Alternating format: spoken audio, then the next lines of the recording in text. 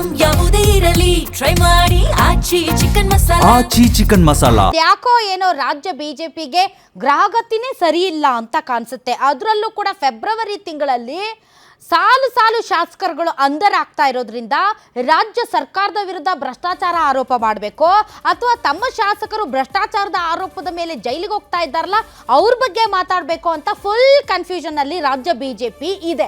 ಹಾಗೆ ನೋಡಿದ್ರೆ ಕಾಂಗ್ರೆಸ್ ಪಕ್ಷ ಭ್ರಷ್ಟಾಚಾರದ ಆರೋಪದಲ್ಲಿ ಅದನ್ನ ಇಕ್ಕಟ್ಟಿಗೆ ಸಿಲುಕಿಸಿ ಮುಂದಿನ 2028ರ ಚುನಾವಣೆಗೆ ಅಧಿಕಾರಕ್ಕೆ ಬರುವಂತಹ ತಯಾರಿ ಮಾಡ್ಕೊಳ್ತಿದ್ದಂತ ಬಿಜೆಪಿಗೆ ಬೈರ್ತಿ ಬಾಸುರಾಜ್ ಅವರು ಕೊಲೆ ಕೇಸಲ್ಲಿ ಅಂಧರಾಗಿರೋದು ಮತ್ತು ಲಮಾಣಿ ಅವರು 5 ಲಕ್ಷ ರೂಪಾಯಿ ಲಂಚಕ್ಕೋಸ್ಕರ ಅಂಧರಾಗಿರೋದು ದೊಡ್ಡ ತಲೆನೋವಾಗಿದೆ. ಹೀಗಾಗಿ ರಾಜ್ಯ ಬಿಜೆಪಿಗೆ ಫೆಬ್ರವರಿ ತಿಂಗಳು ಸ್ವಲ್ಪ ಸರಿ ಇಲ್ಲ ಅಂತ ಅನ್ಸುತ್ತೆ.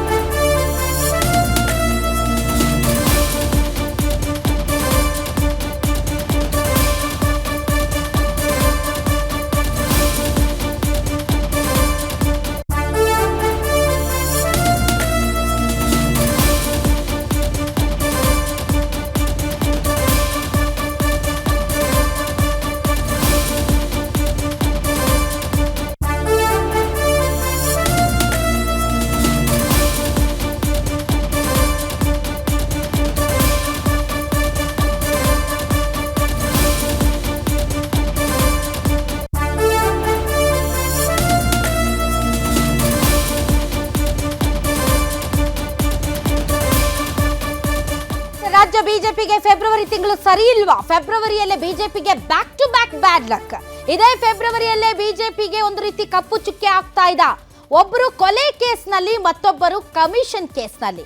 ಒಂದು ಕಡೆ ಬೈರ್ತಿ ಬಸವರಾಜ್ ಅವರು ಬಿಕ್ಲು ಶಿವ ಕೊಲೆ ಕೇಸಲ್ಲಿ ಅಂಧರಾದ್ರೆ, ಇನ್ನೊಂದು ಕಡೆ ಲಮಾಣಿ ಕೇವಲ 5 ಲಕ್ಷ ರೂಪಾಯಿಗೋಸ್ಕರ ಕೈ ಚಾಚಿ ಈಗ ಅಂಧರಾಗಿದ್ದಾರೆ. ಮೊನ್ನೆ ಅಷ್ಟೇ ಬೈರ್ತಿ ಬಸವರಾಜ್ ಅವರು ಓಡೋಗಿದ್ರು ಗುಜರಾತ್ಗೆ, ಅವ್ರನ್ನ ಕರ್ಕೊಂಡು ಬರಲಾಯಿತು. ಬಸವರಾಜ್ ಅವರ ಕೇಸಲ್ಲಿ ಬಿಜೆಪಿಗೆ ಮಾತಾಡೋಕೆ ಏನೂ ಉಳಿದಿಲ್ಲ. ಸೊ ಅದರಿಂದ ಸ್ವಲ್ಪ ಸುಧಾರಿಸ್ಕೊಳ್ಳೋಣ, ರಾಜ್ಯ ಸರ್ಕಾರದ ವಿರುದ್ಧ ಟೀಕೆ ಮಾಡೋಣ, ಭ್ರಷ್ಟಾಚಾರದ ಬಗ್ಗೆ ಮಾತಾಡೋಣ, ಕಿತ್ತಾಟದ ಬಗ್ಗೆ ಮಾತಾಡೋಣ, ಆ ಮೂಲಕ ಜನರಲ್ಲಿ ಅಭಿಪ್ರಾಯ ಮೂಡಿಸಿ 2028ರ ಚುನಾವಣೆಯಲ್ಲಿ ಅಭೂತಪೂರ್ವವಾಗಿ ಗೆಲುವು ಸಾಧಿಸೋಣ ಅಂತ ಕಾಯ್ತಾ ಇರುವಂತಹ ಬಿಜೆಪಿಗೆ ಈಗ ಲಂಚದ ಕೇಸ್ನಲ್ಲಿ ಲಮಾಣಿ ಶಾಸಕರು, ಶಿರಟ್ಟಿ ಶಾಸಕರು ಅರೆಸ್ಟ್ ಆಗಿರೋದು, ಬ್ಯಾಕ್ ಟು ಬ್ಯಾಕ್ ನಾಯಕರು ಜೈಲಿಗೆ ಹೋಗ್ತಾ ಇರೋದು ಬಿಜೆಪಿಗೆ ಸಖತ್ ಮುಜುಗರ ಆಗಿದೆ. ಕಾಂಗ್ರೆಸ್ ವಿರುದ್ಧದ ಪರ್ಸೆಂಟೇಜ್ ಸಮರದಲ್ಲಿ ಬಿಜೆಪಿಗೆ ಸ್ವಲ್ಪ ಈ ಫೆಬ್ರವರಿ ತಿಂಗಳಲ್ಲಿ ಹಿನ್ನಡೆ ಆಗಿದೆ. ಬಿಜೆಪಿ ನಡೆಸ್ತಾ ಇದ್ದಂತಹ ಪರ್ಸೆಂಟೇಜ್ ಯುದ್ಧ ಹಾಗೆ ನೋಡಿದ್ರೆ ಹಿಂದೆ ಇದ್ದಂತಹ ಬಿಜೆಪಿ ಸರ್ಕಾರದ ವಿರುದ್ಧ ಕಾಂಗ್ರೆಸ್ ಪೆಸಿಎಂ ವಾರ್ ನಡೆಸಿತ್ತು. 40% ಕಮಿಷನ್ ಸರ್ಕಾರ ಅಂತ ಹೇಳಿತ್ತು. ಈಗ ಅದು 60% ಆಗಿದೆ ಅಂತ ಆರ್ ಅಶೋಕ್ ಸೇರಿದಂತೆ ಬಿಜೆಪಿ ರಾಜ್ಯಾಧ್ಯಕ್ಷರು ಕಾಂಗ್ರೆಸ್ ವಿರುದ್ಧ ಫೈಟ್ ಮಾಡೋದಕ್ಕೆ ರೆಡಿ ಆದ್ರು. ಆದರೆ ಈ ಪರ್ಸೆಂಟೇಜ್ ಯುದ್ಧಕ್ಕೆ ಅಡ್ಡಿ ಆಗಿದ್ದಾರೆ ಲಮಾಣಿ. ಬಿಜೆಪಿಗೆ ಬಾಯಿ ಹಾಕಿದಂತೆ ಮಾಡಿಬಿಟ್ಟಿದ್ದಾರೆ ಶಾಸಕ ಚಂದ್ರು ಲಮಾಣಿ. 2026ನೇ ವರ್ಷ, ಅದರಲ್ಲೂ ಕೂಡ ಆರಂಭದಲ್ಲೇ ಕೇಸರಿಗೆ ಲಕ್ಕ ಬದಲಿಗೆ ಅನ್ಲಕ್ಕಿ ಆಗ್ತಾ ಇದೆಯಾ? ಹೀಗೆ ಮುಂದುವರೆದ್ರೆ ರಾಜ್ಯ ಸರ್ಕಾರದ ವಿರುದ್ಧ ಆರೋಪ ಮಾಡೋದಕ್ಕೂ ಕೂಡ ಬಿಜೆಪಿ ಮುಖ ಇಲ್ದಂಗೆ ಆಗೋಗುತ್ತಾ? ಅದೇನೋ ಅಂತಾರಲ್ಲ, ದೇವ್ರು ವರ ಕೊಟ್ಟರು ಕೂಡ ಪೂಜಾರಿ ವರ ಕೊಡಲಿಲ್ಲ ಅಂತ.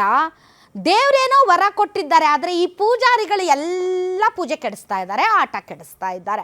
ಹಾಗಾಗಿ ಇವ್ರನ್ನ ಡಿಫೆಂಡ್ ಮಾಡ್ಕೋಬೇಕು ಅಥವಾ ಇವರ ವಿರುದ್ಧ ಮಾತಾಡಬೇಕು, ಇವರನ್ನ ಪಕ್ಷದಲ್ಲಿ ಇಟ್ಕೋಬೇಕು, ಇವ್ರನ್ನ ಪಕ್ಷದಿಂದ ಹೊರಗಡೆ ಕಳಿಸ್ಬೇಕು, ಅಥವಾ ಈಗ ಕಾಂಗ್ರೆಸ್ ಸರ್ಕಾರ ಏನ್ರಿ ನಮ್ಗೆ ಹೇಳ್ತೀರಾ, ನಿಮ್ಮವ್ರು ಏನಾದರೂ ಸರಿ ಇದ್ದಾರೆ, ನೀನು ನೆಟ್ಟಗಿದ್ದಾರೇನ್ರಿ, ಒಂದೇ ತಿಂಗಳಲ್ಲಿ ಇಬ್ಬರಿಬ್ಬರು ಅರೆಸ್ಟ್ ಆದ್ರಲ್ರಿ, ನಿಮ್ಗೇನ್ರಿ ನೈತಿಕತೆ ಇದೆ ಮಾತಾಡೋಕ್ಕೆ ಅನ್ನೋ ಪ್ರಶ್ನೆ ಮಾಡೇ ಮಾಡ್ತಾರೆ. ಬಟ್ ಡೆಫಿನೆಟ್ಲಿ ಏನೇ ಆಗಲಿ ವಿರೋಧ ಪಕ್ಷಗಳು ಇರೋದು ಆಡಳಿತ ಪಕ್ಷದ ಈ ರೀತಿಯ ಕಚ್ಚಾಟ ಆಗಿರ್ಬೋದು ಅಥವಾ ಪರ್ಸೆಂಟೇಜ್ ಆಗಿರ್ಬೋದು ಅಥವಾ ಮತ್ತಿತರ ಆಡಳಿತಾತ್ಮಕ ವ್ಯವಸ್ಥೆ ಸರಿ ಇಲ್ಲ ಅಂದರೆ ಧ್ವನಿ ಎತ್ತಲೇಬೇಕು. ಆ ಕೆಲಸವನ್ನು ಬಿಜೆಪಿ ಮಾಡೇ ಮಾಡುತ್ತೆ. ಬಟ್ ಇದಕ್ಕೆ ಜಾತಿ ಸಮುದಾಯ ಅಂತ ಟಚ್ ಕೊಡೋದು ಅಷ್ಟು ಸರಿ ಇಲ್ಲ ಅಂತ ಅನಿಸುತ್ತೆ. ಬನ್ನಿ, ಈ ಕುರಿತಂತೆ ಹೆಚ್ಚಿನ ಡೀಟೇಲ್ಸ್ ಕೊಡ್ತಾರೆ ನನ್ನ ಕಲೀಗ್ ದುರ್ಗೇಶ್ ಈಗ ನೇರ ಸಂಪರ್ಕದಲ್ಲಿದ್ದಾರೆ. ದುರ್ಗೇಶ್, ಏನೋ ಫೆಬ್ರವರಿ ತಿಂಗಳು ಬಿಜೆಪಿಗೆ ಚೆನ್ನಾಗಿಲ್ಲ ಅಂತ ಅನ್ಸುತ್ತೆ. ಯಾಕೆ ಅಂತಂದರೆ ರಾಜ್ಯ ಸರ್ಕಾರದ ವಿರುದ್ಧ ಭ್ರಷ್ಟಾಚಾರದ ಆರೋಪ ಮಾಡ್ತಾ ಇದ್ರು, ರಾಜ್ಯ ಸರ್ಕಾರದ ವಿರುದ್ಧ ಆಡಳಿತಾತ್ಮಕವಾದಂಥ ವೈಫಲ್ಯದ ಬಗ್ಗೆ ಮಾತಾಡ್ತಾ ಇದ್ರು. ಇವತ್ತು ಅದೇ ಭ್ರಷ್ಟಾಚಾರ ಮತ್ತು ಅದೇ ರೀತಿಯಾದಂಥ ವೈಫಲ್ಯಗಳ ಬಗ್ಗೆ ತಮ್ಮ ಪಕ್ಷದಲ್ಲಿ ಆತ್ಮಾವಲೋಕನ ಮಾಡ್ಕೊಳ್ಬೇಕಂತ ಪರಿಸ್ಥಿತಿಗೆ ಬಂದುಬಿಟ್ಟಿದ್ದಾರೆ ಅಂತಂದರೆ ಸೊ ಹೇಗೆ ಅಂತ ಯಾವ ರೀತಿ ಬಿ ಜೆ ಪಿ ಇದನ್ನು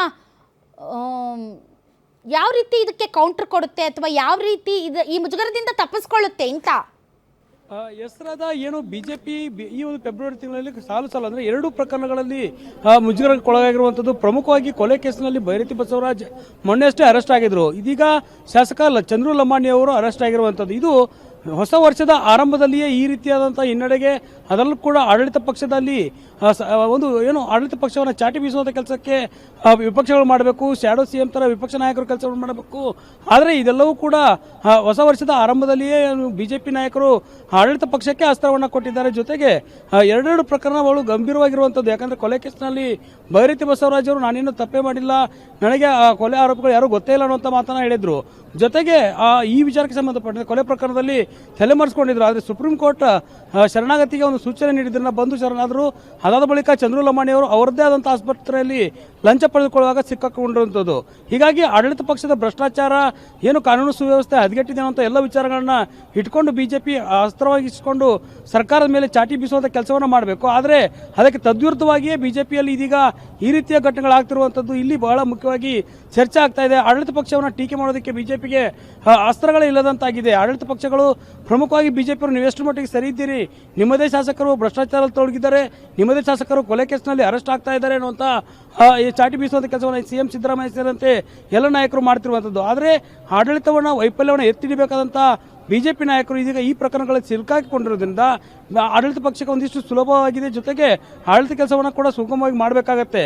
ಜೊತೆಗೆ ಚಾಟಿ ಬೀಸುವಂಥ ಕೆಲಸದಲ್ಲಿ ವಿಪಕ್ಷಗಳಿದ್ದರೂ ಕೂಡ ವಿಪಕ್ಷಗಳು ತಮ್ಮ ಕೈ ಕಟ್ಟಿ ಹಾಕಿಕೊಂಡಿದ್ದಾವೆ. ಇದರಿಂದ ಈ 2 ಪ್ರಕರಣಗಳಿಂದ ಆರಂಭದಲ್ಲಿ ಈಗ ಅಂದರೆ ಹೊಸ ವರ್ಷದ ಆರಂಭದಲ್ಲಿ ಒಂದು ಮುಜುಗರಕ್ಕೊಳಗಾಗಿರುವಂಥದ್ದು. Radha, okay, thank you Durgesh ನಿಮ್ಮ ಈ ಎಲ್ಲ ಮಾಹಿತಿಗಾಗಿ. ನಿಮ್ಮೂರಿನಿಂದ ವಿಶ್ವ ಮಟ್ಟದವರೆಗೆ ರಾಜಕೀಯ, ಸಿನಿಮಾ, ಸ್ಪೋರ್ಟ್ಸ್ ಯಾವ ಸುದ್ದಿಯೂ ಮಿಸ್ ಆಗಲ್ಲ. ಬರೀ ಸುದ್ದಿಯಷ್ಟೇ ಅಲ್ಲ, ಜೊತೆಯಲ್ಲೇ ಇರುತ್ತೆ ವಿಶ್ಲೇಷಣೆ. ಗ್ಯಾರಂಟಿ ನ್ಯೂಸ್ನ ಸಬ್ಸ್ಕ್ರೈಬ್ ಮಾಡಿ, ಫಾಲೋ ಮಾಡಿ, ಕ್ಷಣ ಕ್ಷಣದ ಅಪ್ಡೇಟ್ಸ್ ಪಡೆಯಿರಿ.